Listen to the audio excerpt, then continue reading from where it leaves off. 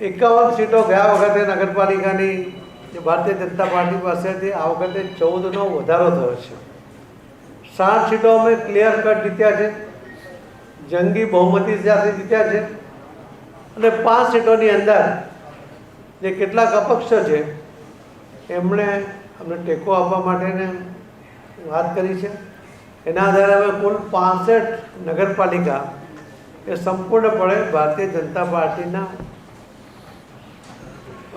માધ્યમથી અમે લોકોની સેવા કરવા માટેની એક તક એ ભાજપના કાર્યકર્તાઓને મળી રહી છે.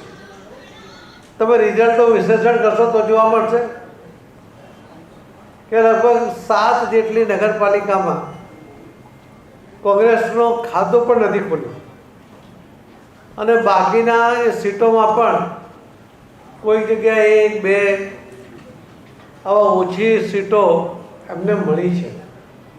એના પરથી જ ખ્યાલ આવે છે કે કોંગ્રેસને ઘસારો પણ જબરજસ્ત લાગ્યો છે અને મોદી સાહેબના નેતૃત્વમાં ભારતીય જનતા પાર્ટીને અને એના કાર્યકર્તાઓ પર લોકોનો વિશ્વાસ પણ વધ્યો છે.